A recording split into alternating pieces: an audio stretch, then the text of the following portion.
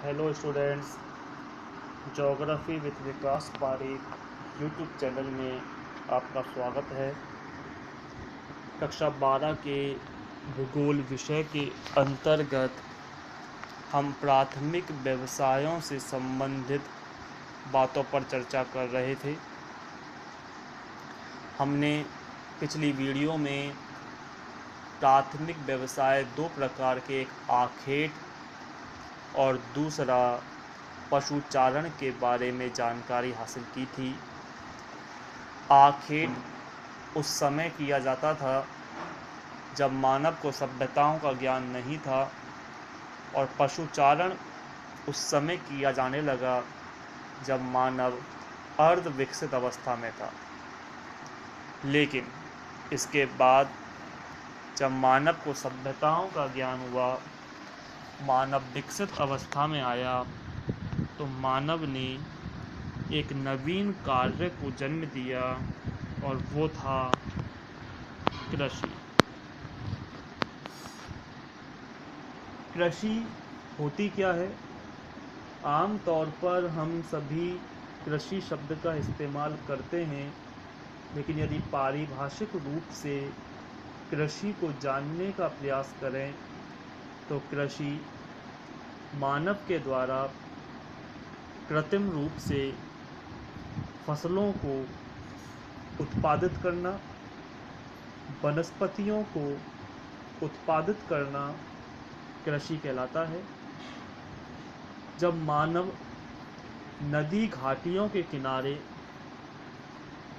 निवास करने लगा तो कई नदी घाटी सभ्यताओं का जन्म हुआ।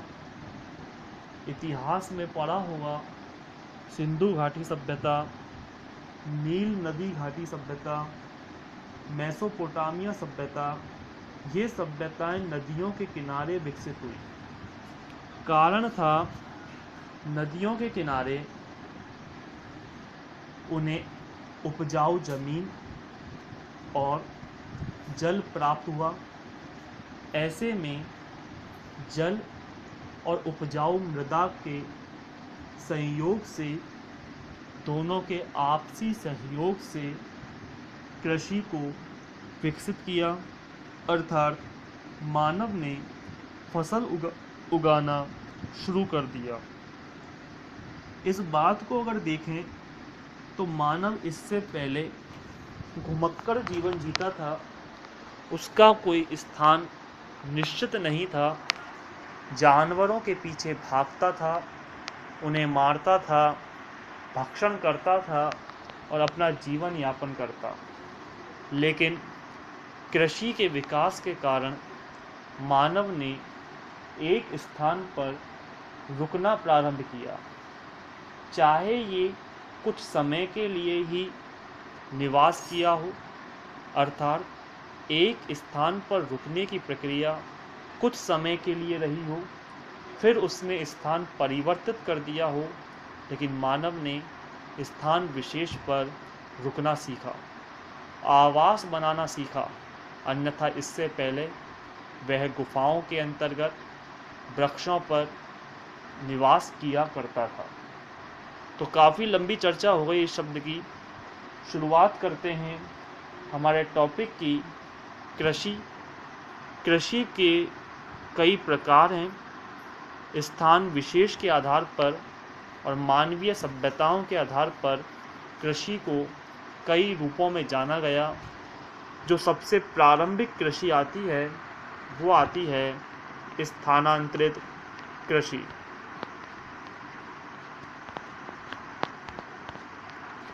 स्थानांतरित नाम के अकॉर्डिंग ही स्थान में परिवर्तन करके की जाने वाली कृषि।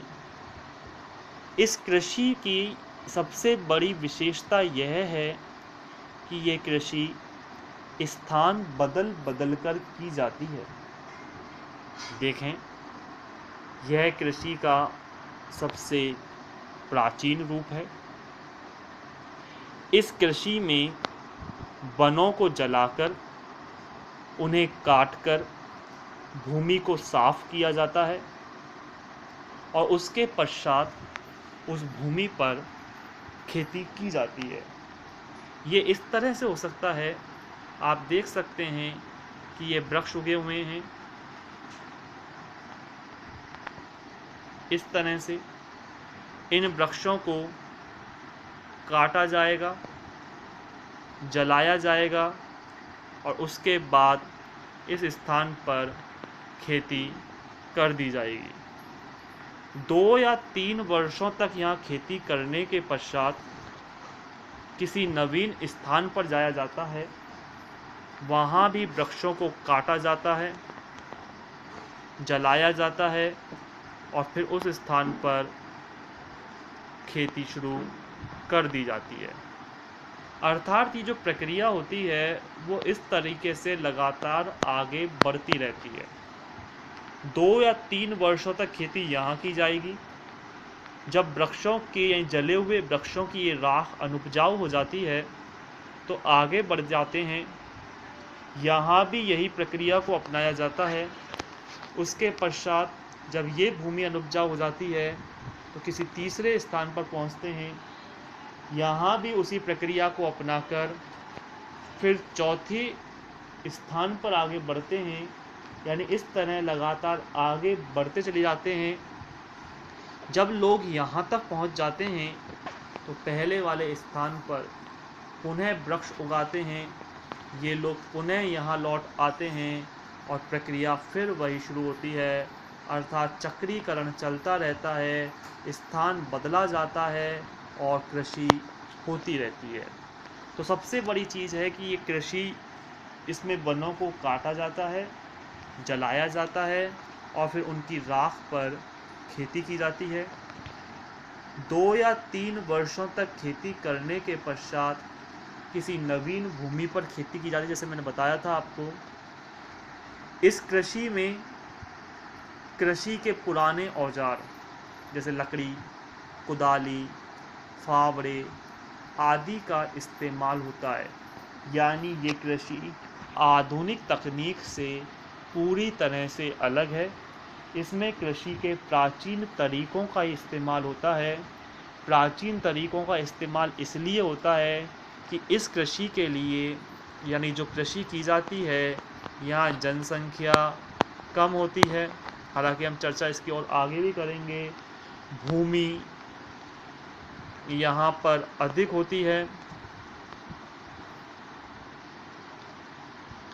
जब जनसंख्या कम, भूमि अधिक, तो ऐसे में किसान को ये समस्या नहीं होती कि वह कितनी क्षेत्र में कितनी पैदावार करेगा। किसान पूरी तरह से एक बार में ज़मीन पर बीज डालकर निश्चिंत हो जाता है। जितनी भी पैदावार होती है उससे वह अपना पेट भर लेता है। अर्थात इस कृषि में कृषि के कोई भी आधुनिक तरीके जैसे उन्नत खाद, उन्नत बीज आदि का इस्तेमाल नहीं किया जाता। इस कृषि के अंतर्गत एक चीज़ देखने को और मिलती है कि इस कृषि के विभिन्न राज्यों में, विभिन्न देशों में अलग अलग नाम हैं। इस कृषि को झूम कृषि कहते हैं, झूम झूम कर की जाने वाली कृषि।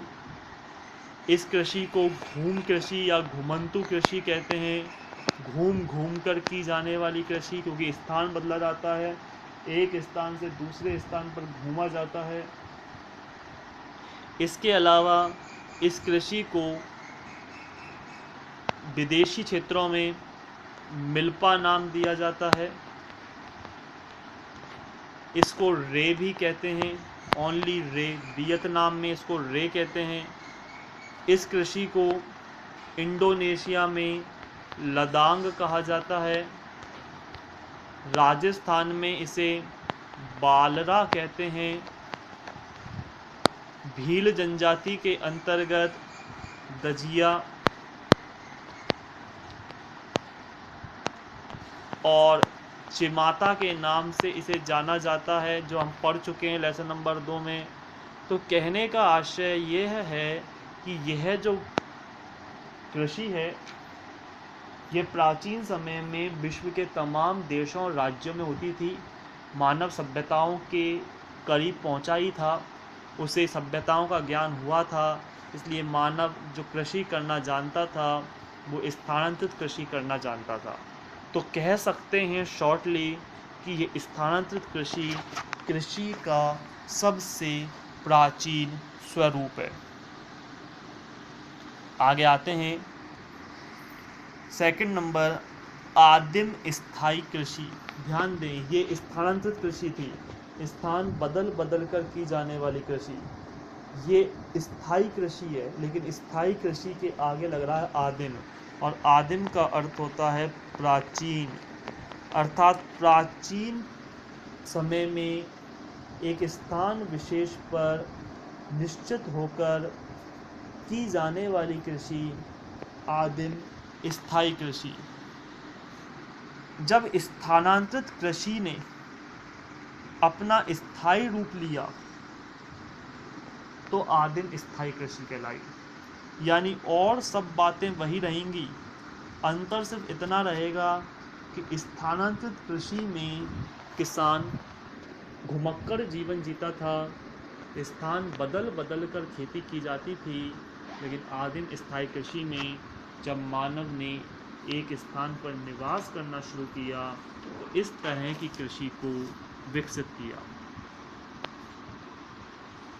इस कृषि में भूमि की अच्छी तरह जुताई की जाती है, अर्थात मृदा को अच्छी तरह जोता जाता है ताकि नीचे की परत ऊपर और ऊपर की परत नीचे हो जाए, भूमि में पोषक तत्व आसानी से घुल मिल जाएं।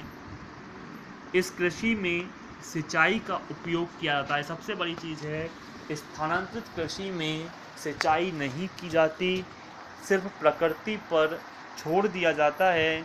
मानव बीज बो देता है और प्रकृति के द्वारा, वर्षा के द्वारा उसे जो नमी प्राप्त होती है उसी से बीज उत्पन्न होते हैं। अर्थात मानव के द्वारा सिंचाई नहीं की जाती स्थानांतरित कृषि में, जबकि आदिम स्थायी कृषि में सिंचाई की जाती है। इस कृषि में कृषि के साथ साथ पशुपालन भी किया जाता है, अर्थात पालतू पशुओं को भी पालते हैं ताकि कृषि से प्राप्त जो वनस्पतियां हैं उन्हें पशु खा सकें और पशुओं से विभिन्न प्रकार के उत्पाद हमें प्राप्त हो सकें। इसके अलावा पशुओं का प्रयोग इसलिए भी किया जाता है ताकि पशुओं के उपयोग से खेतों की जुताई और परिवहन का कार्य भी आसान हो जाता है। खेतों की जुताई आज भी कई ग्रामीण क्षेत्रों में खेतों को बैलों के द्वारा ही जोता जाता है। आज भी कई किसानों के पास आधुनिक उपकरण नहीं हैं। ऐसी स्थिति में परिवहन व जुताई के लिए जो कार्य किया जाता है वो पशुओं के माध्यम से ही किया जाता है। तो दो प्रकार की कृषि देखी अभी हमने, एक स्थानांतरित कृषि और दूसरा आदिम स्थायी कृषि। उसी क्रम में एक तीसरी कृषि की चर्चा और करते हैं, वो है जीवन निर्वाह कृषि। नाम के अकॉर्डिंग ही जीवन का निर्वाह करने के उद्देश्य से की जाने वाली कृषि, अर्थात इस कृषि में सिर्फ उतना ही उत्पादित किया जाता है जिससे किसान के जीवन को संवारा जा सके, अर्थात किसान अपना जीवन यापन कर सके, वह अपनी आवश्यकताओं को पूरा कर सके। तो जीवन निर्वाह कृषि भी कृषि का एक स्थायी रूप है। इसमें भूमि का गहनतम उपयोग किया जाता है।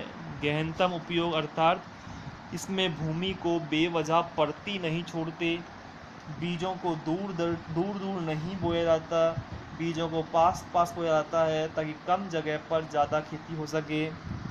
वर्ष में 2 या 3 फसलें बोई जाती हैं, जो हमारे यहाँ भी होता है, जिसको हम फसल चक्र का नाम दे सकते हैं। फसल चक्र आपने देखा होगा, रबी, खरीफ और जायद, ये 3 प्रकार का हमारा चक्रीकरण है फसलों का। हमारे देश के अंतर्गत भूमि को परती नहीं छोड़ते, एक के बाद एक फसलें बोई जाती हैं। जहाँ रबी की फसल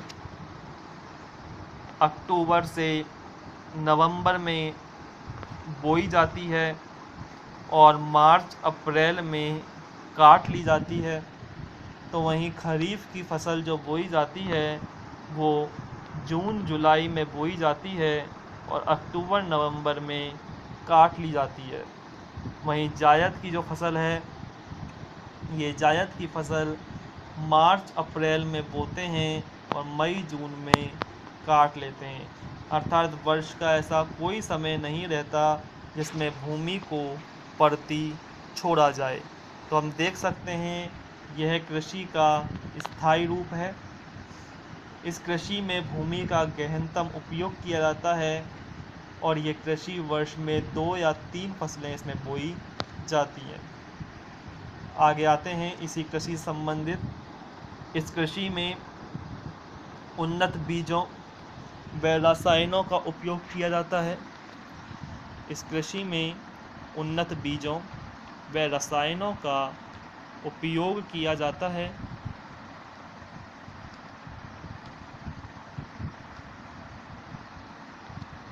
इसके अतिरिक्त इस कृषि के अंतर्गत जनसंख्या अधिक होने के कारण खाद्यान्न फसलों का उत्पादन यहाँ पर अधिक होता है। जैसा हमने चर्चा पहले भी की थी, भूमि का गहनतम उपयोग किया जाता है, जनसंख्या सघन है, जनसंख्या की अधिकता है, तो इसलिए जनसंख्या की अधिकता होने के कारण यहाँ जो फसलें बोई जाती हैं वो खाद्यान्न फसलें बोई जाती हैं। हम चर्चा करेंगे इस टॉपिक की बाद में। खाद्यान्न फसलों का मतलब ये होता है वे फसलें जो खाने के उपयोग में ली जाती हैं। कई प्रकार की फसलें होती हैं। खाद्यान्न के साथ साथ एक फसल व्यापारिक फसल भी आती है। व्यापारिक फसल से आशय होता है वे फसलें जिनका उद्देश्य व्यापार करने का होता है, उन्हें व्यापारिक फसलें कहा जाता है। जबकि वे फसलें जो खाने के उद्देश्य से बोई जाती हैं उन्हें खाद्यान्न फसलें कहा जाता है। तो यहाँ पर जो खेती की जाती है वो विशेषकर खाद्यान्न फसलों की ही की जाती है। और खाद्यान्न फसलों के अंतर्गत भी 2 प्रकार की कृषि मुख्यतः आती है। एक चावल